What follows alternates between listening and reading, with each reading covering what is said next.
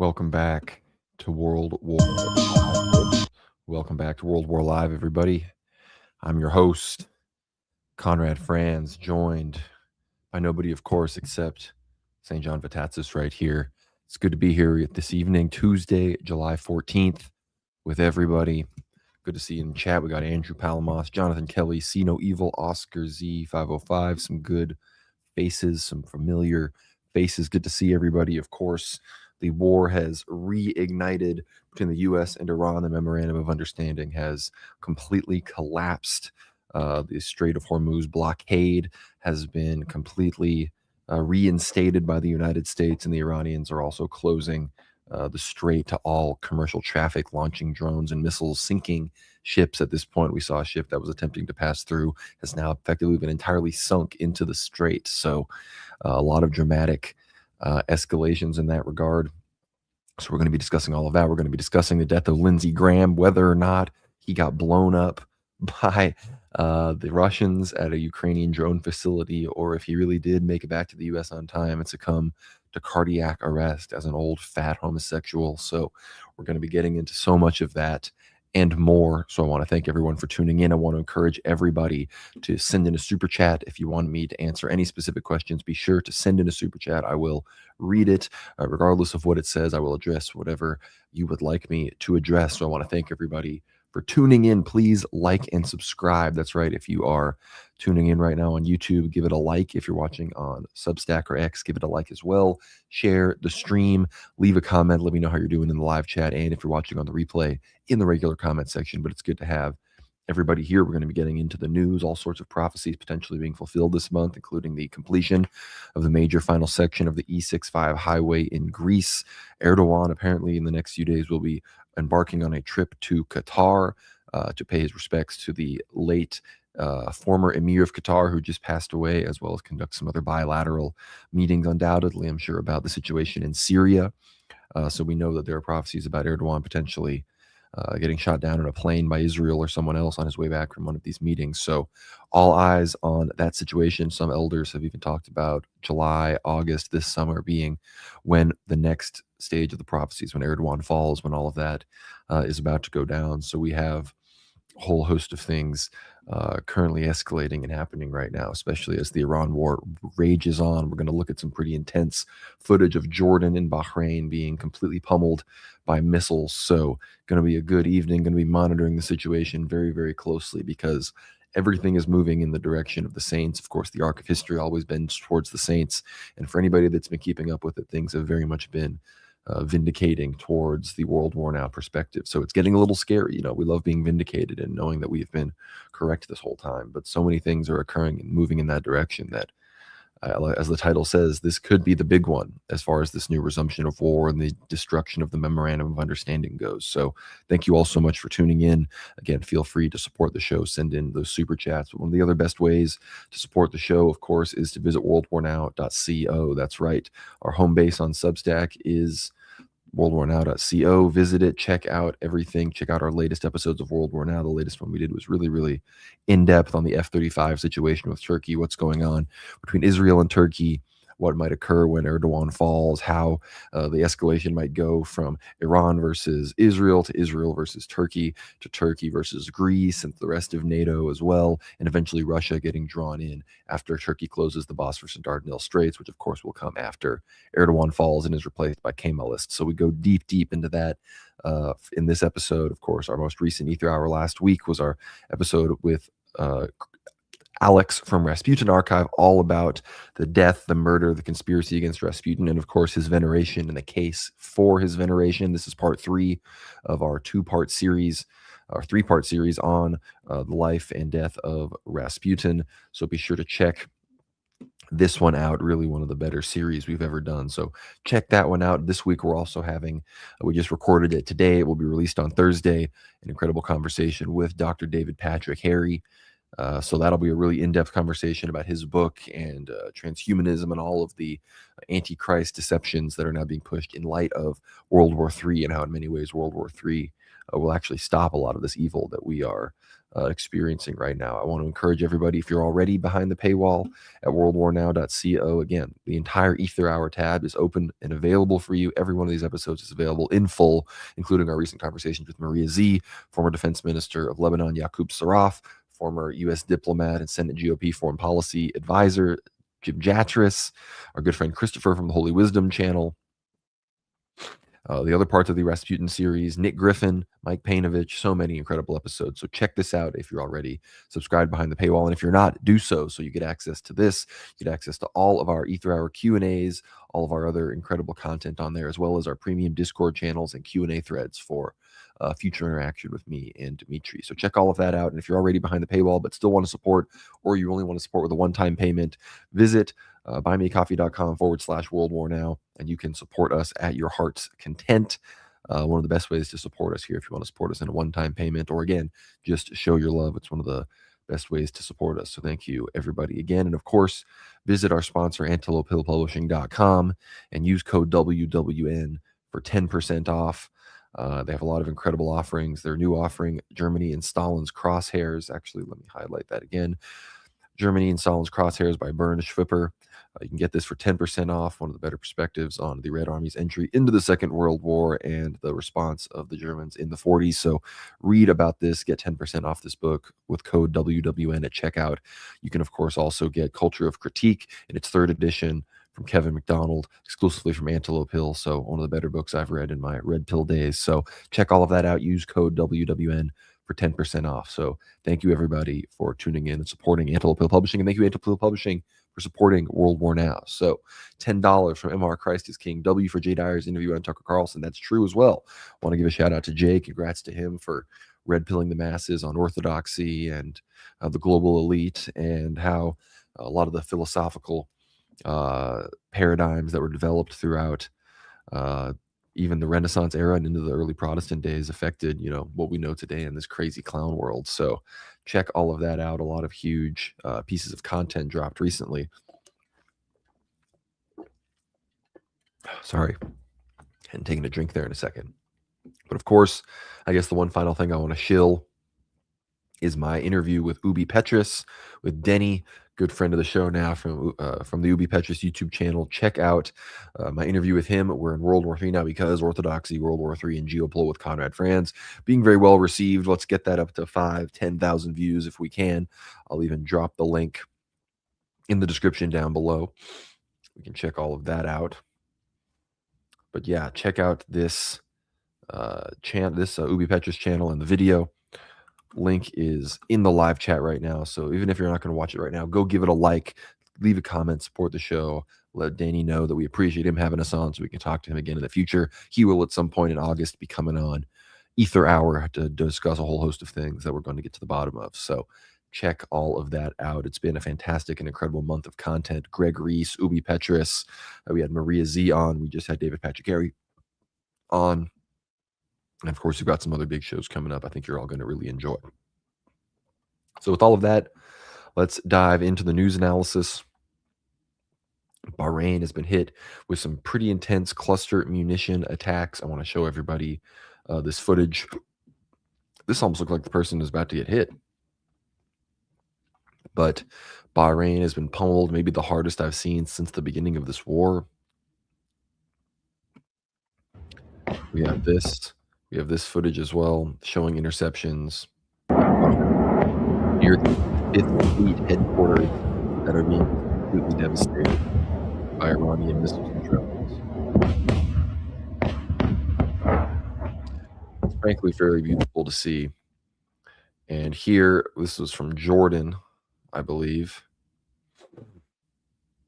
I'm not sure where the here we go.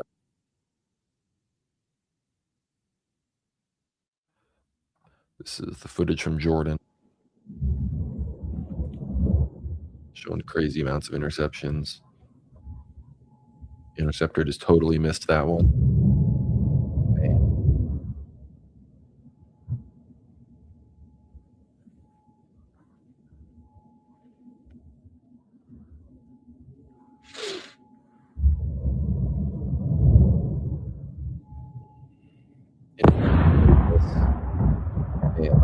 show the impact.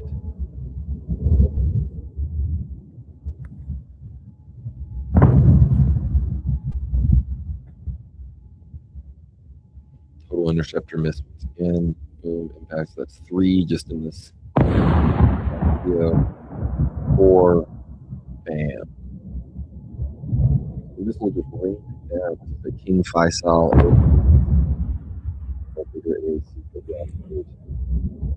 Jordan. Boom, here comes another. It's very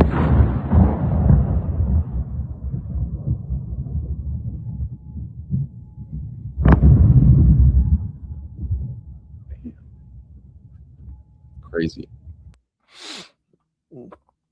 Really incredible to see.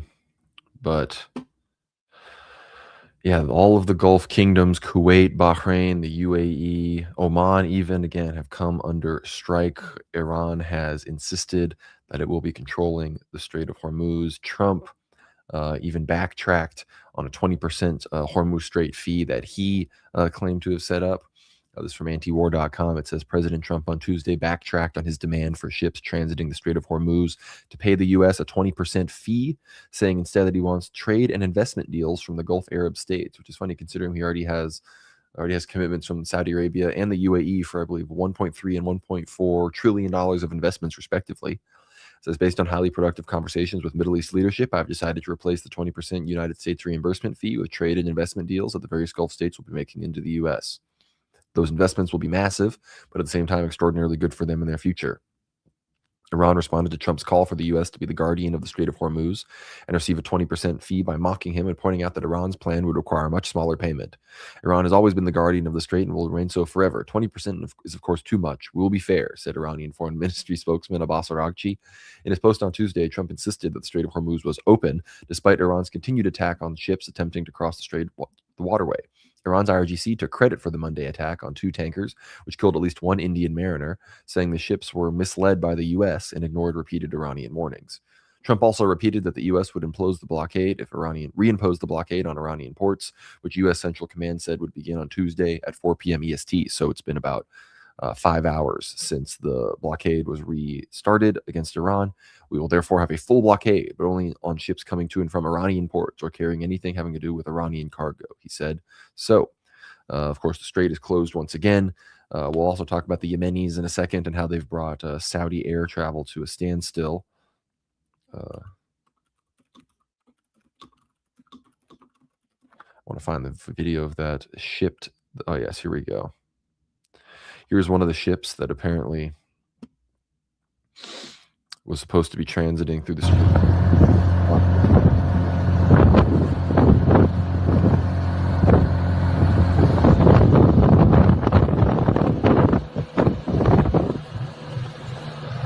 They did not listen to the warning.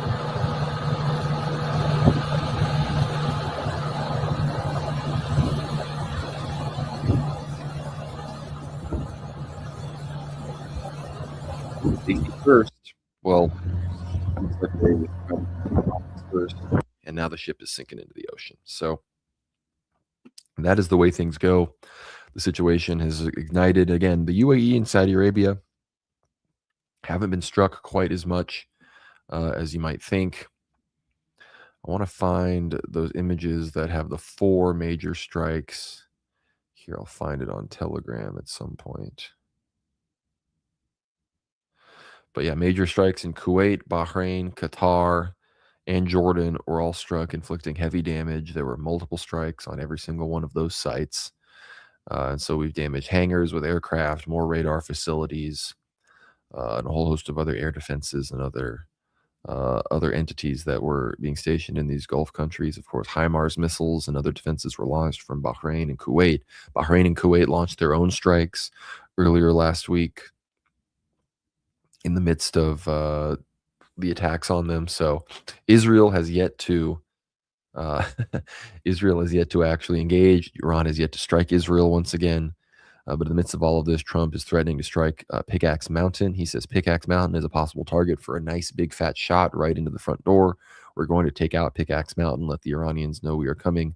There's not a damn thing they can do about it. So that is that's the next step. Apparently, the Iranian parliament has also been opened for the first time since the beginning of the war, and the first bills that have been introduced are related to the Strait of Hormuz and the situation in Lebanon. So, and they are definitely not. They're definitely not moving forward with anything that isn't of the utmost importance to the war cause right now. Like as far as the Strait of Hormuz goes and their response to the continued Israeli aggression in Lebanon. But this was a Yemeni statement from Yahya Saree, statement for the general of the Yemeni armed forces, says in its insistence on continuing its unjust siege against the Yemeni people, the Saudi enemy at precisely 1:54 p.m. this Monday launched a blatant attack using its warplanes against Sana'a International Airport by targeting it with a number of airstrikes with the aim of closing it to humanitarian flights carrying patients and stranded individuals. The armed forces engaged the enemy aircraft to repel this treacherous and cowardly attack. In response to this criminal Saudi aggression, the Yemeni armed forces carried out a military operation targeting Abha International Airport with a number of ballistic missiles and drones. The operation successfully achieved its objectives, praise be to God. The Saudi enemy, after its reckless decision to launch this unjust attack on Sana'a International Airport, bears full responsibility for the grave consequences of this brutal aggression, which serves the Zionist American enemy, and all the resulting repercussions. The Yemeni armed forces affirm their unwavering commitment to the cause of repelling this aggression and lifting the unjust blockade imposed on our country. In this context, we warn all airlines against flying through Saudi airspace and urge them to take our warning seriously until the blockade on Sana'a International Airport is lifted. We extend our sincere gratitude of the Islamic Republic of Iran for its assistance to the Republic of Yemen in lifting the blockade on Sana'a and for facilitating humanitarian flights to and from the airport. Greetings to our great people who have taken to the streets, and we have seen massive anti-Saudi demonstrations in the streets of Yemen. Apparently, we have the Houthis. They issued the warning against airlines against using Saudi airspace, saying they should take their warning seriously.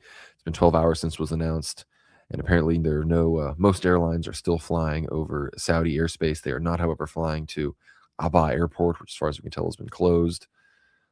We have here 180 out of 270 members of Iran's parliament have issued a joint statement expressing the desire to end any agreements with the United States and pursue revenge. So that's already a majority of Congress. I mean, of the Iranian parliament, not Congress. We have new images.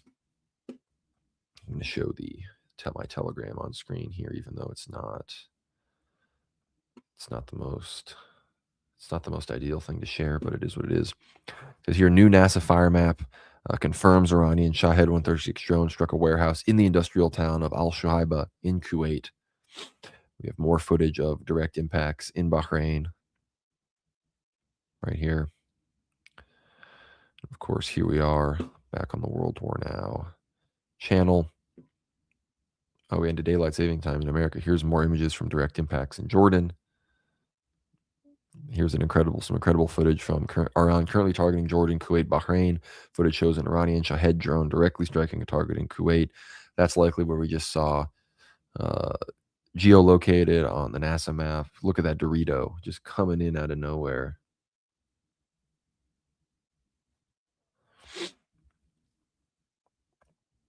Yeah, Iran launching ballistic missiles at Jordan here. The telecommunications tower in Sirik on Sirik Island, which has been targeted by U.S. airstrikes every night for the past 3 nights and over 6 times in the past month, still stands.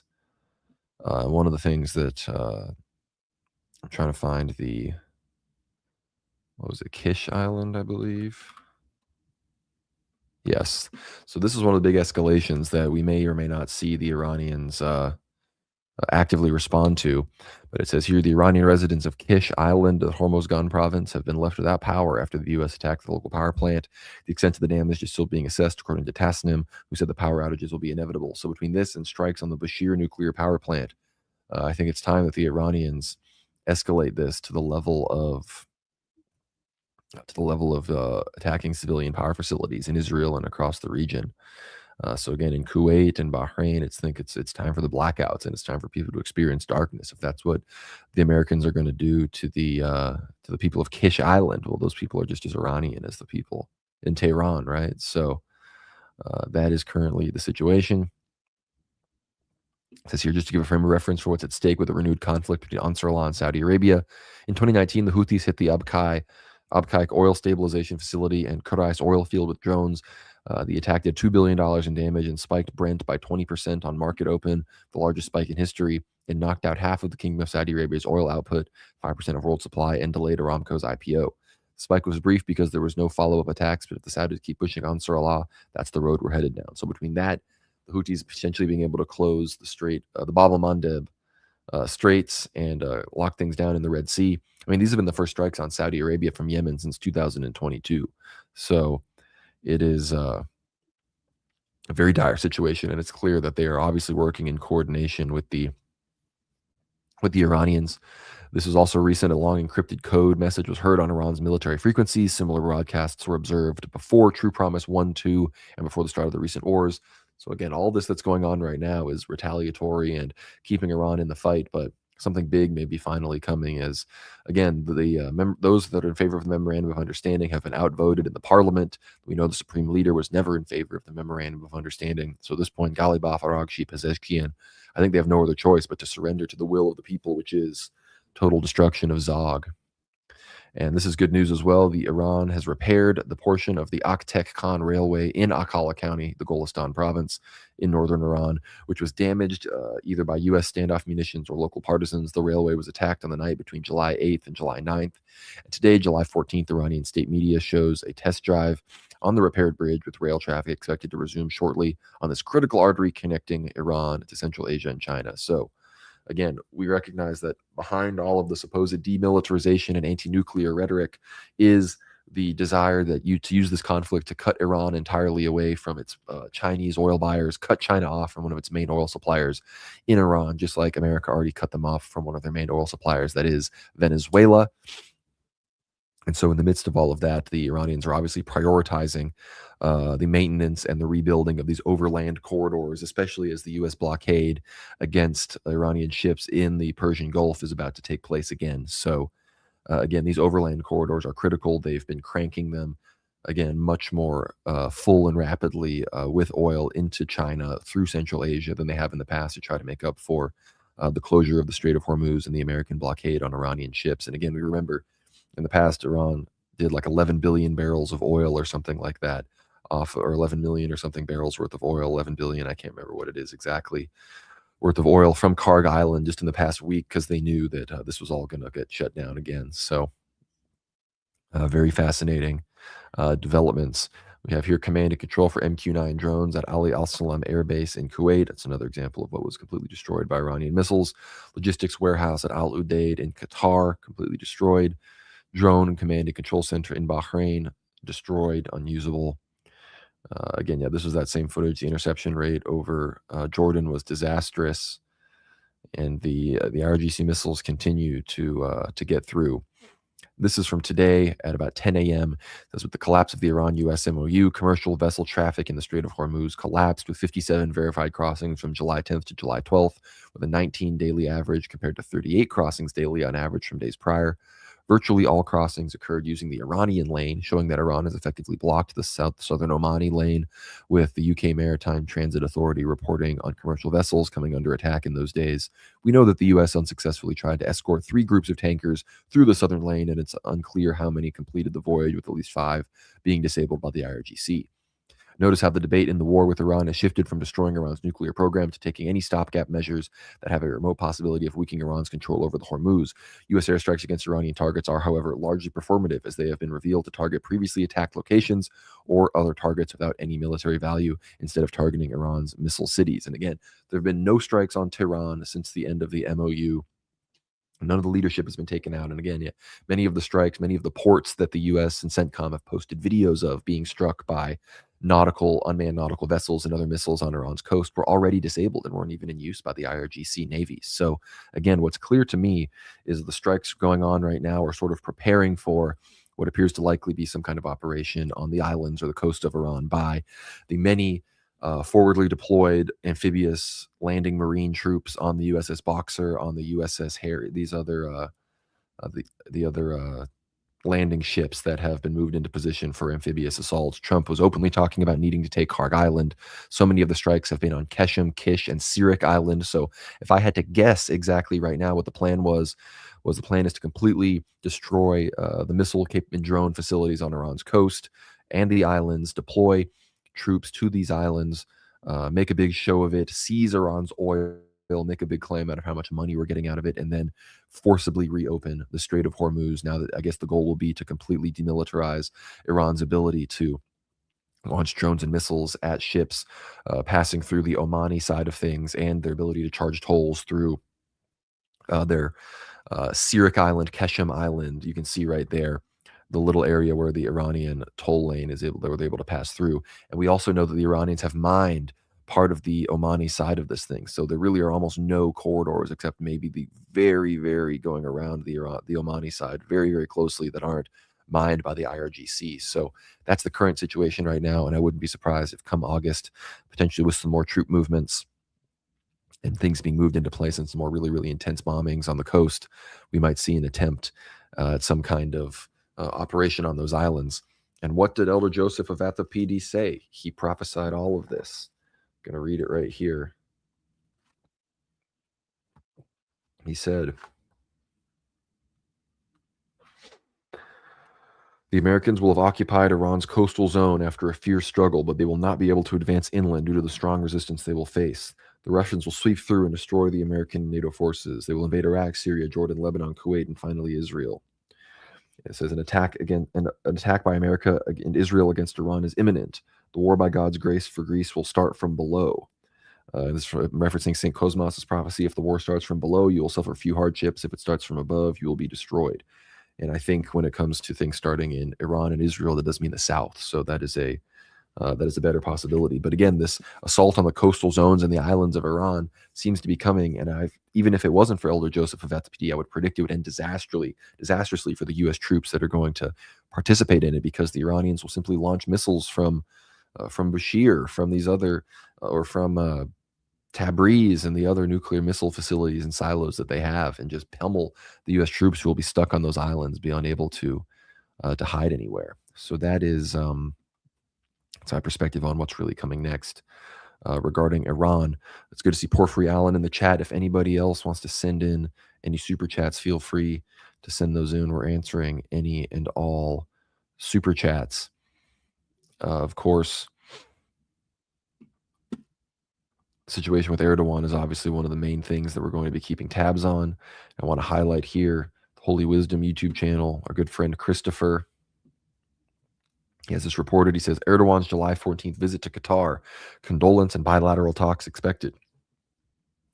President Tayyip Erdogan will pay a visit to the state of Qatar on Tuesday, this is today.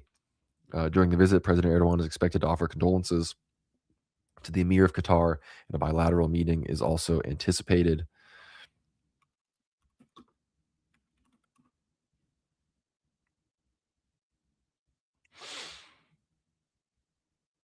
Erdogan, who he didn't go to Tehran to offer condolences to the supreme leader, but he is in Doha today offering condolences for the death of former Emir of Qatar. So he passed away. Remember, Turkey and Qatar are probably the closest allies in the Sunni world right now. They operate some of the most influence on Turkey, on Syria, and al-Jawlani and his regime and everything going on there.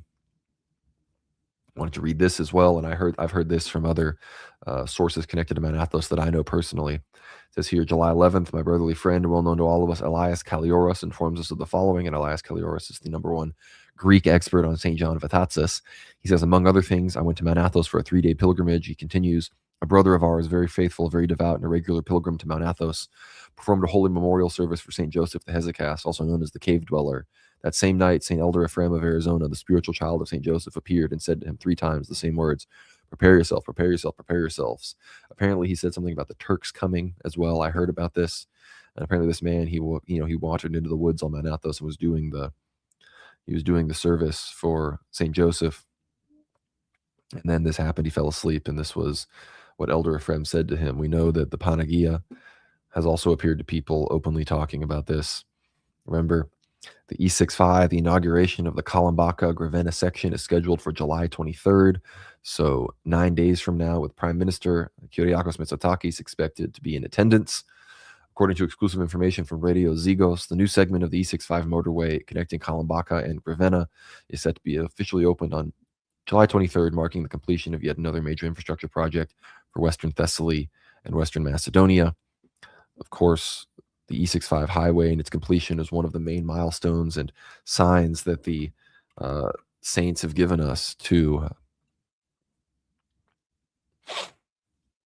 know that a lot of these things are going to be happening. It's related to prophecies from Saint Cosmas, Aetolia, and prophecies from Saint Paisios. They talk about these things. We also got these words from Yarandisa in Jerusalem of the Panagia Patanasa Monastery in Nicosia, Cyprus. It says, Turkey, the hour has come, you must depart, it will be sudden, the Virgin Mary will step in front. Before the feast of the prophet Elijah, we must repent, although repentance is always timeless in the Yarandisa's words. Now it becomes urgent in the feast of the prophet Elijah, that is July 20th, 19th, and 20th. It's coming up. I go to a parish, St. Elias, so I know it's our parish feast day, so it's coming up soon. So we know that this is a date to watch out for, combined with the completion of the highway, which will be a few days later. Another simultaneous piece of information that was given to Dr. Konstantinos Vardakas last night by his friend Elias, the teacher, a spiritual child of an Athonite elder, himself a spiritual child of saintly elder Ephraim of Arizona, received information from two of his own spiritual children who do not know each other. The Panagia appeared to them and said, now are the events. Converging pieces of information are coming. Something is happening in heaven. Something has been decided, while on earth the frenzy of sin prevails. So be prepared. Things are coming. And we know another sign was the presence of the ID cards in Greece. And we have this. This is from the Holy Wisdom Telegram. In Greece, we know St. Paisios warned the people there not to get the new ID cards, not to consolidate all of the cards into one, to get the new numbers that will help facilitate financial transactions and free movement around the European Union. This is from Minister of Climate Crisis and Civil Protection, Evangelos Trounas from Greece. He says, anyone who does not get the new identity card will not be paid. During his speech in Parliament, he said that those citizens who do not proceed with the issuance of a personal number and the new digital identity card will face serious consequences. Here, I want to see what this guy looks like on. I want to show you guys on Telegram. The minister. He said the minister said he hopes that there will be no citizens who will refuse to obtain the new documents because those who do not will face practical problems. Specifically, Mr. Turnas noted that without the new identity cards and personal number, citizens will not be able to travel freely within the European Union. He added that possibly in the future, they will also face problems with their payroll. So again, he's openly saying buying or selling, you will face those issues. And St. Paisios says that you will face persecution and problems when you attempt to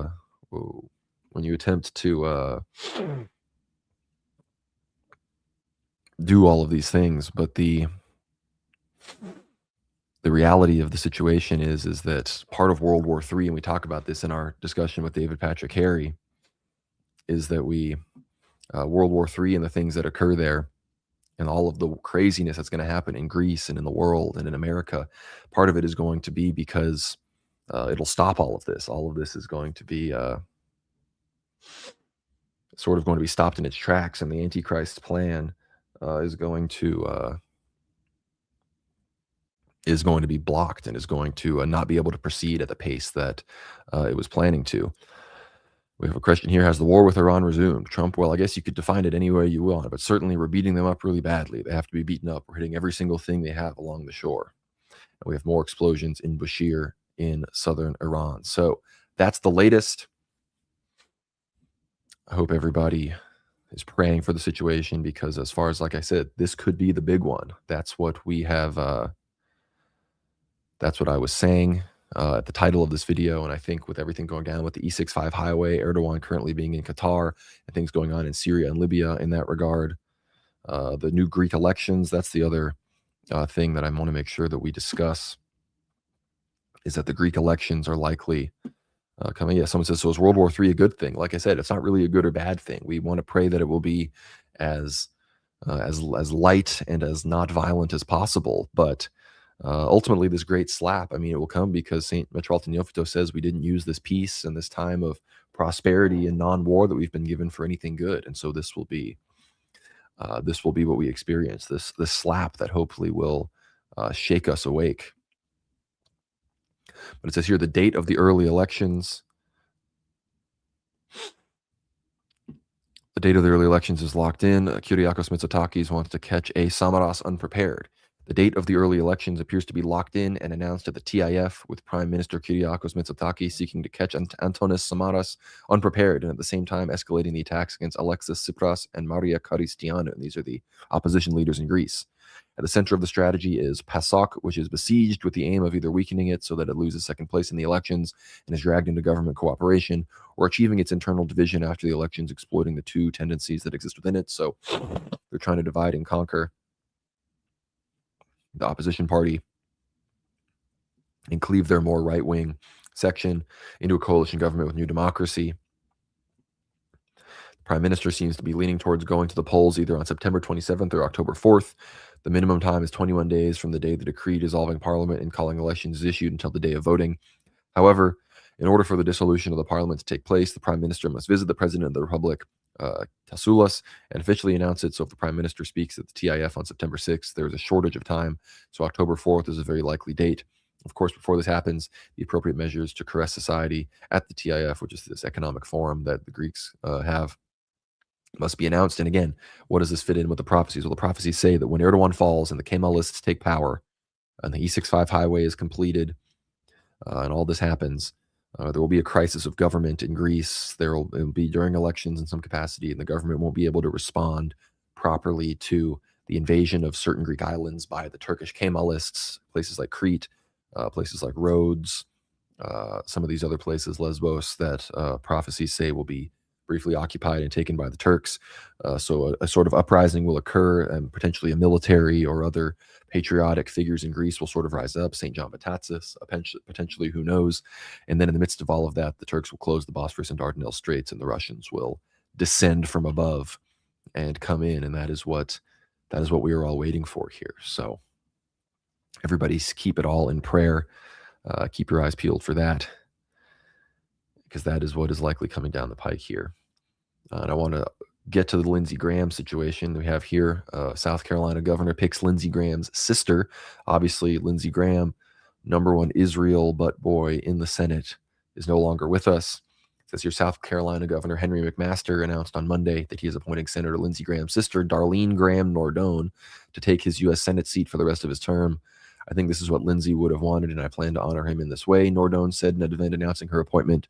Lindsey has always been there for me, and now I will be there for him. Graham's office announced that the longtime Republican lawmaker had died suddenly at the age of 71 on Saturday. Preliminary findings from the medical examiner of the District of Columbia said that Graham died from an aortic dissection due to arteriosclerotic cardiovascular disease. McMaster said he had talked to Nordone on Sunday morning about the appointment, and she agreed to fill out Graham's term. Lindsey took care of his little sister in years long departed. It's my honor to ask his little sister, Darlene Graham, to finish his work for him now, McMaster said. President Donald Trump earlier Monday said he wanted Nordone to be Graham's temporary replacement in the Senate. Trump wrote in a social media post that he made his recommendation to McMaster and said it would be a fabulous tribute to Graham. Nordone served since 2019 as a commissioner of the South Carolina Commission for the Blind, blah, blah, blah, blah, blah, blah, blah. We have here more news about his death, though. It says here, Lindsey Graham, this is people thinking. I actually need to find one post here.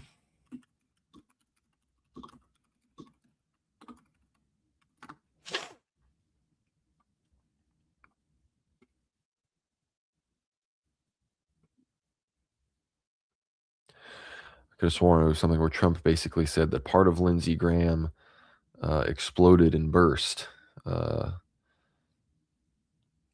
But yeah, I wanted to show this, actually. I'll read the military.com article as well, but it's right here. Yesterday, U.S. Senator Lindsey Graham visited Ukraine to assure Zelensky's support of the United States. The warmonger was shown a secret drone manufacturing facility in Kiev. While this facility no longer exists after strikes by the Russian Ministry of Defense, without the warning, 6 missiles struck 2 manufacturing facilities in the Kiev region, and the Ministry of Defense confirmed strikes on drone sites, which started a huge fire. None of Russia's ballistic missiles were shot down. Lindsey Graham is no longer in Ukraine. Well, we don't know that Lindsey Graham was no longer in Ukraine because this was some of the last photos of him that were taken. And for him to have died in D.C., it would have been just on the cusp of the timeline for him to have even been able to make it back with some of the most quick possible air travel. So you tell me, did the Russians assassinate Lindsey Graham and send a message as the strikes against as the strikes against sorry, my nose is so itchy. As the strikes against Russia's energy infrastructure have ramped up. Said here, Lindsey Graham visited a Ukrainian military drone factory the day before he died, according to local reports. The South Carolina Republican and ally of President Donald Trump toured a production facility which belongs to the Ukrainian defense company Skyfall on Friday, per Ukraine Pravda. Graham was reportedly shown Vampire bomber drones, also known as Baba Yaga, as well as the Shrike FPV drone and P-1 Sun Shahed interceptors. On Saturday, just one day later, Graham's office announced that he died from a brief and sudden illness. Senator Graham's family appreciates prayers at this time. So yeah, was that he had previously announced on that trip that he had reached agreement with the White House on a version of the Russian sanctions bill that they will support. He said the package would give tools to President Trump to end Russia's war with Ukraine. So again, did he get taken out? Did he not? I mean, again, he was 71, not particularly fit, was likely engaged in an extremely degenerate, unhealthy lifestyle. So could he have died suddenly? Yes. Could he have also just gotten taken out by the Russians? Yes. Number one warmonger. The Iran war has resumed. The Russians are talking about escalating the war in many different ways. They decide, you know what, let's just take out Lindsey Graham and send a message behind the scenes. We'll never admit it publicly, but here we are. Stranger things have happened. So if the Russians did do it, patriots, not going to rejoice too much at someone's death, but you did us a service. Let's put it that way. Of course, the bombing of the Sana'a airport has obviously led to, we already discussed the resurgence of war between the Saudis and Ansar Allah, which besides the closure of the Strait of Hormuz is undoubtedly the most likely thing here to cause oil price to surge. So this brief respite where we let the strategic reserves rip and got these prices back down, I don't think that's going to last. So this fall, prepare for heavy fuel price increases and potential shortages. This is according to Al Mayadeen. Right here, it says oil surges as U.S. aggression on Iran rattles Hormuz shipping. Crude prices climb more than 4% after renewed U.S. strikes on Iran and Tehran's response fuel concerns over energy shipments to the strategic Strait of Hormuz. Oil prices climbed sharply on Monday as military escalation reignited between the U.S. and Iran following strikes by Washington, raising fears over disruptions to one of the world's most critical energy corridors, with traders closely monitoring developments around the Strait of Hormuz. And Brent crude has effectively hit 80 plus. I believe it's over $80 a barrel right now. So we will be on the path back to $100, $120 a barrel here, I think, likely before the end of July, if I had to guess. $5. Graham was taken out by poppers at a Kiev circuit party. That's just as good of a guess as any, completely likely. He was gaying it up in the heights of Kiev and just too many poppers.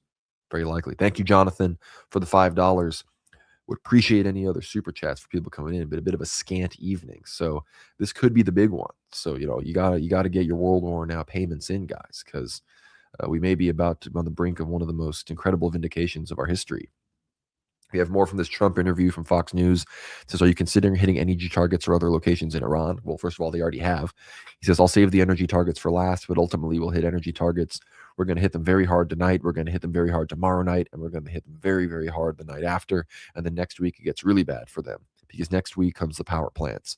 Next week comes the bridges. We're going to knock out all their power plants. We're going to knock out all their bridges unless they get to the table and negotiate. So we've got another few-day escalation path Trump's laying out for him to attack Iranian infrastructure. And again, like I said, Kish Island, they already attacked the civilian infrastructure there. And right now, 180, so already a supermajority of the Iranian parliament issued their statement expressing their desire to end any agreements with the United States and pursue revenge. So not only is the memorandum of understanding done, but we're probably at the lowest point ever regarding trust between the U.S. and Iran. So at this point, war is the only path I see forward, frankly, for the rest of the summer, if we're going to put a timeline on it. So that's the situation. It's time to play some Ethno Guesser. If anybody has any thoughts, want to hear their analysis, send in a super chat, and I will, of course, read it on stream for everybody to hear. But of course, we're going to be watching Erdogan's plane. Look, every time Erdogan flies, it's going to be Erdogan plane watch. If he gets shot down over Syria, if he gets shot down over the Mediterranean, look, the Turks are going to attempt to take Crete. They're going to, I don't know how long they're going to occupy it, but they're going to, for some time, occupy parts of Crete. The question becomes, are they going to, the question becomes, will this be potentially because, look, recently Greek and Israeli air forces and other troops had joint exercises on Crete. The question is, will they potentially shoot Erdogan down from Israeli-Greek joint, operated infrastructure? And then when Turkey moves on these islands, it's in self-defense. It's in a legitimate operation. These are the possibilities that we have to anticipate. But with all of that, I'll be awaiting all of your super chats, and we will be locking in on some ethno guesser. So I want to encourage everybody to put your thinking caps on. A lot of people tuning in. Thank you to everybody. worldwarnow.co. I want to encourage everybody to visit it, get behind the paywall, support the show, get access to all of our incredible Ether Hour content. That's how you support the show. Visit our Buy Me a Coffee as well at buymeacoffee.com/worldwarnow. One of the best ways you can help us out in that regard. Should probably say hello to everybody in the Substack chat as well. Hello, Substack chat.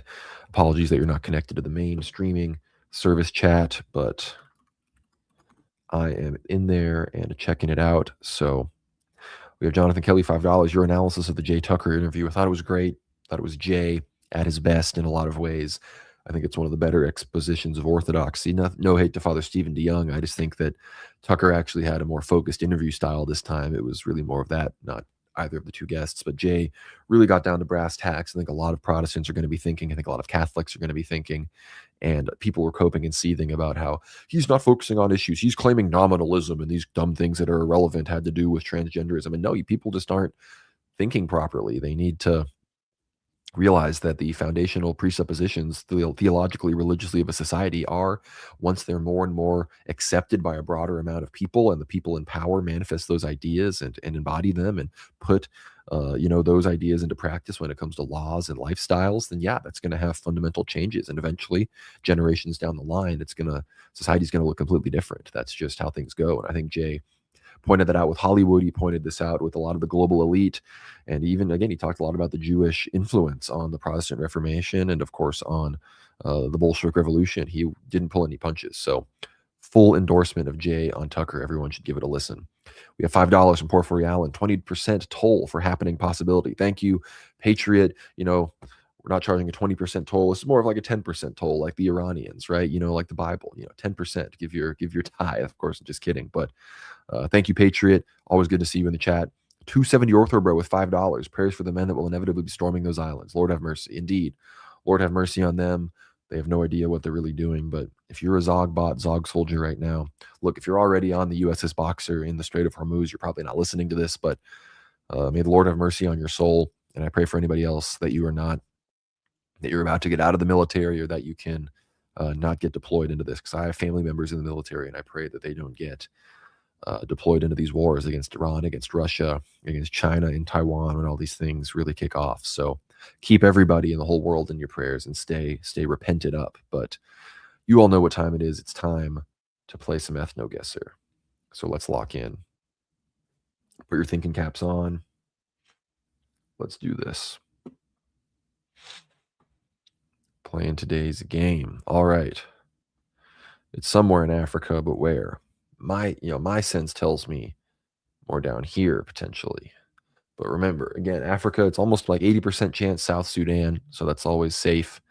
And of course, there's always the West Africa contingency. But this has me thinking something more like South Africa and whatnot.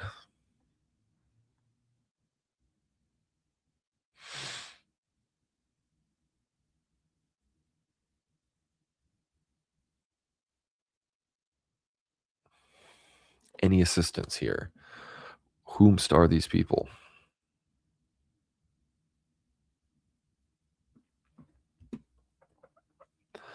$5 from John Anon. Have you spoken to Logos Cinema and watched American Orthodox film yet? Hope these stories can help promote peace and shine the light.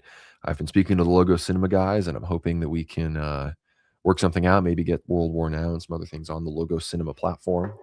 And no, I've been planning this week be watching the American Orthodox documentary. So thank you for the $5, John, and I will be in touch with the Holy Wisdom guys. I've been talking to them throughout this week. So looking forward to the collaborations there.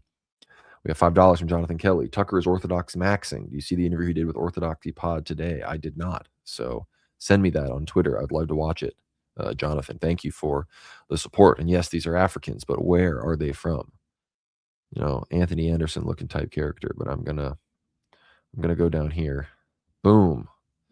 I should have gone more on the coast, I guess. But yeah, these are Fengu Pondo, Bantuid variety similar to South Bantuids, but with weak Khoisan influence. It's literally exactly what I was thinking when I guessed this. So 4,100 would have been better if I'd gone down here for the 5K, but closer to zoocides developed as a result of the Bantu expansion when Bantu assimilated some older cosinid elements found especially in the eastern provinces of South Africa, the Eastern Cape, KwaZulu, Natal, and Free State, also Lesotho and southern Mozambique. So great stuff, great guess.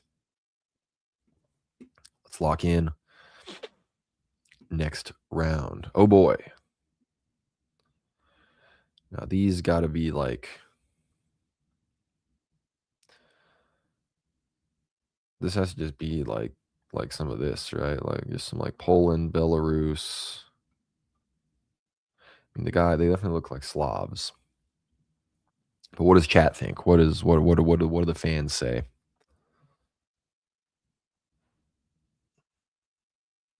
Because this has me thinking like Poland.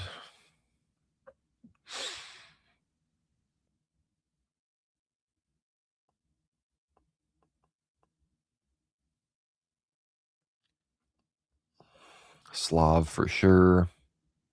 But where? I mean, could these be like more like here? Or is it around here? I mean, this is really what I'm thinking. But let's lock it in. Oh, no help from chat today on this one, I guess. But Ladogan, ancient, mostly Europid type of northeastern Europe and western Siberia, associated with ancient Karamic culture. Probably played a role in the formation of modern Uralids and Baltids. Survives in people of the Ural region. So, 2,700, but should have been more up. Should have been more up. So let's go next round. Oh boy. Is this here? And this looks like Mongolia type stuff. What part? Alan, we need you in chat here. Alan, if you can hear us, tap us in. Yeah, I see people are on a delay in chat are now telling me about whatever. People are saying this is Alaska. Is this real?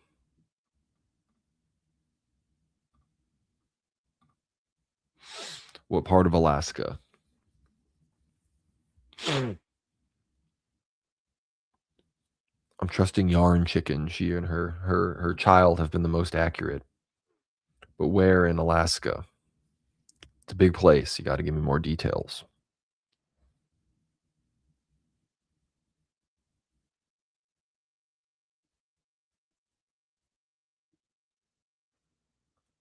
Coast. What coast? Like this coast or like, more like this coast? All right. It was the North Coast, but we still got points. Inuit, Eskimid proper type, ranging over the vast, sparsely populated. Yeah, you can't say coast, and then when it's one or the one that's opposite coasts, but sparsely populated tundra along the icy coast of Alaska, Nunavut, and Labrador to Greenland, mainly found in Inuit people, the northernmost phenotype in the world, including North Greenlandic Inuit group, the result of a relatively late migration to America. But yeah, Inuits. 2,800s again should have gotten some more points, but oh yeah, this is the northernmost phenotype in the world, I guess. So lock that in. All right, next round. Oh boy. I mean, these kind of look like Jew Armenian looking types. This has me thinking maybe like here, like Assyrians or something like that. Could these be North Africans? Not really sure, but someone let me know what they think.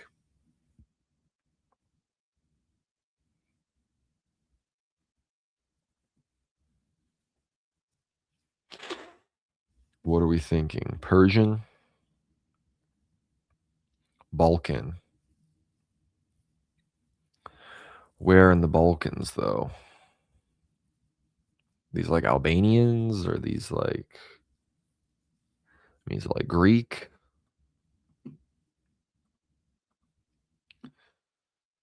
I'm gonna hedge Albania FYROM in Greece. Someone says Algeria. Algeria seems accurate, but often Algeria and Balkan, that kind of both work. Let's lock this in. It worked. Dinarid. Wow. Central European type. Typical for mountain and forest regions, presents counterpart for alpinids. The name derives from the Dinaric Alps in former Yugoslavia. So yeah, we got it. Great work, Yarn Chicken, keeping us tapped in. So yeah, Serbia would have worked. Oh, we have new alerts. Iranian drone strikes took place against Halliburton, an oil service and logistics company with which the U.S. government contracts. That's big. Big, big, big. Escalations. All right. Next round. 5 out of 10. Oh, boy. Now, who is this? Who are these? Are these like some Turks? Are these... Is this some of this?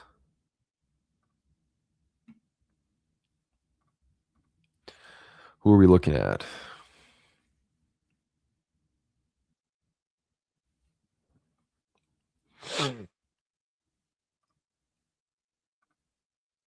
Sicilian, Spain.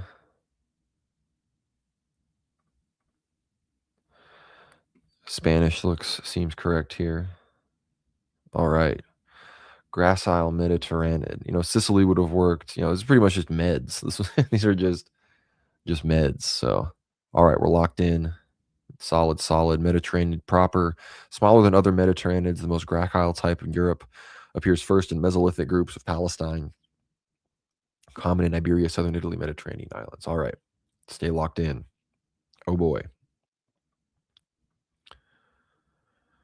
Pretty sure these are from somewhere over here.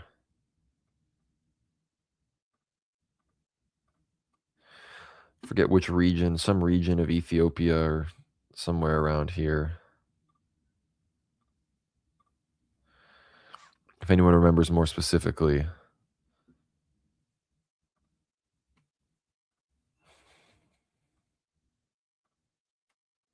Dang.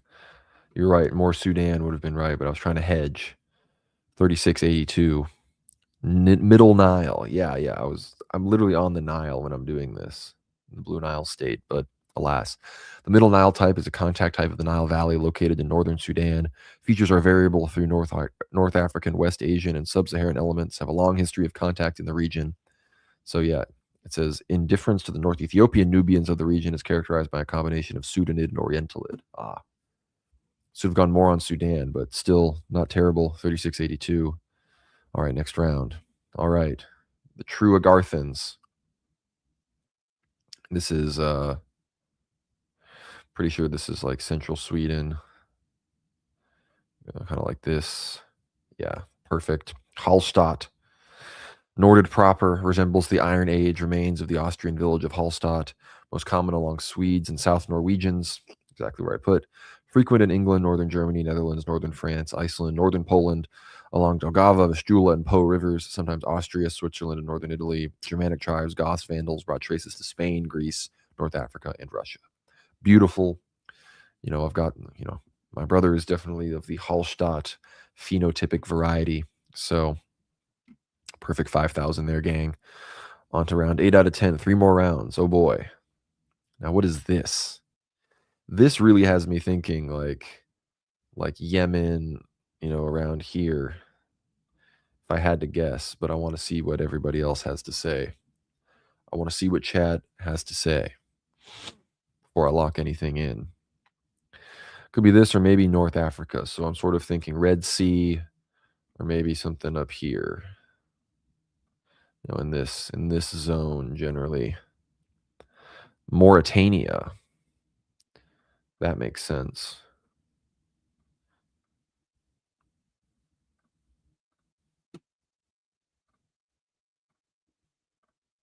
Oh, should have gone more around here, Western Sahara, but relatively recent contact type of the Western Sahara, probably formed during antiquity when Aboriginal Berber populations mixed with older West Ethiopian elements, today most common in Mauritania. Also found in Morocco, especially in coastal cities, Senegal, Mali, and Niger. Typified by the Moors, though the term has been applied to different populations as well. Also in Nimadi, occasionally in Tuareg or Fulani. All right, still got 4,500, but could have gotten the 5K if we got in the belt there. Next round, 9 out of 10. Oh boy. Oh boy, oh boy. I mean, this looks more like, something you're going to find like around here, maybe. What kind of... Someone said Tongan. I don't think these are Tongans, personally. Yarn Chicken, her son has locked us in on a good score here.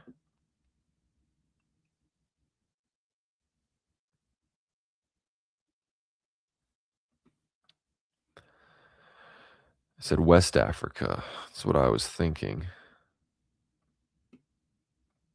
Ah, yeah, pretty close. I was hedging Cameroon, but yeah, Guineo-Cameroonian. Yep, okay.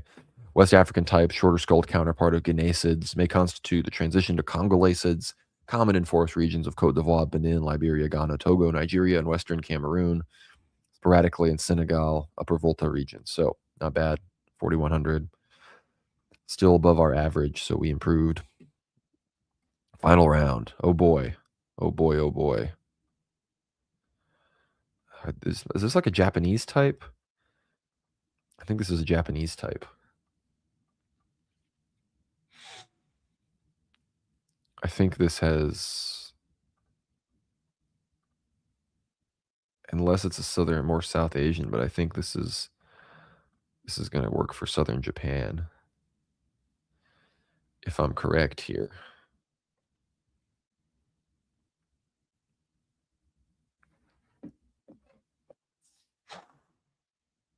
China, but close to Mongolia.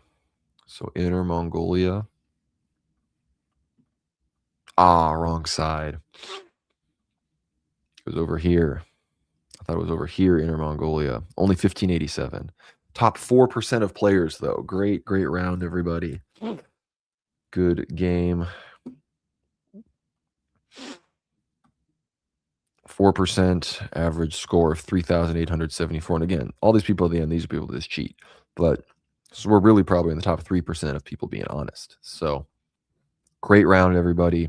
Thank you, everyone, for tuning in. Yeah, these are mountain Aralids, Tungan variety, weakly influenced by Turanids, usually united with the Aralids, but more Mongoloid, native to the Tian Shan Mountains of Kyrgyzstan and Western China, particularly common among Kyrgyz, sporadically in Kazakhs, Yakuts, Uyghurs, Mongols. Yeah, I was misreading as Japanese, so my bad. But thank you, everyone, so much for tuning in. If anyone has any final super chats, feel free to send them in. Thank you to MR Crisis King, Jonathan Kelly, Porphyry Allen, 270 Orthobro, and John Anon for the super chats so far. The latest news, we have an IRGC statement in the name of God Almighty in the fourth wave of Operation Nasser with a call sign Ya Abdul Hassan, a warehouse belonging to the Kuwait and Gulf Link Holding Company, was targeted and completely destroyed in Mina Abdullah, Kuwait. KGL is the main U.S. Army support center in West Asia. The retaliatory operations of the Warriors of Islam shall continue, and the Strait of Hormuz will remain closed to the evil United States until the end of the aggression. So the IRGC is operating in full force, and that is the situation currently in the war. So I want to thank everybody so much for tuning in. Doesn't seem like we're having too many other super chats. So again, I want to remind everybody, get behind the paywall at worldwarnow.co. Support the show. Really helps us out. We're getting really heavily shadow banned across a lot of platforms. So visit worldwarnow.co. Going to drop it in the description. If you're not already a free subscriber, become a free subscriber. And if you're already a free subscriber, please consider becoming a paid subscriber and getting access to what will be over 130 episodes of Ether Hour, most of which are well over 2 hours long, where we discuss a wide variety of issues, really mostly interviewing really incredible guests, discussing perennially fascinating topics about history, orthodoxy, everything going on in the world from the prophetic perspective. So please check out worldwarnow.co if you've already done so. Or if you have already done so, or you want to just make one-time payments to support the show, visit buymeacoffee.com/worldwarnow. One of the best ways to support. We always respond to almost all the messages on there personally. So if you want a message back, reply from us, support us on there. Of course, course, I want to remind everybody to visit nlpillpublishing.com, get The Culture of Critique, as well as the more recent release, Germany in Stalin's Crosshairs, for 10% off at checkout if you use code WWN for 10% off. So don't miss out on that incredible sales opportunity. Be sure to check out my recent interview with Denny at Ubi Petrus, one of the better interviews I've done in a very long time. So check that one out. Just two guys chopping it up about everything that's going on. So check all of that out. Support the show. Subscribe on the Substack. Subscribe here on YouTube. I want to encourage everybody to follow us on Apple Podcasts and Spotify as well. You can find us on all of those platforms. Follow us on X at world1r_. Follow me on X at GnomeRad. And again, be sure to check us out on our Substack, which is our main central platform. I'm not seeing any more super chats right now. If anybody wants to send in any support bucks here at the end of the show, feel free to do so. I'll talk for another 2 minutes or so, but it does appear that the war in Iran is back, and we will be returning to the more intense, active war coverage that is really the lifeblood of this channel, as we've covered so many times since the past 4 years, which we are getting closer and closer to the 4-year anniversary of World War now. So thank you so much, everybody, for tuning in. A big thank you to the supporters, the paid supporters at the Substack. A big thank you to all super chatters. And with all of that, again, subscribe on the Substack at worldwarnow.co, and we will see you on the next one. God bless.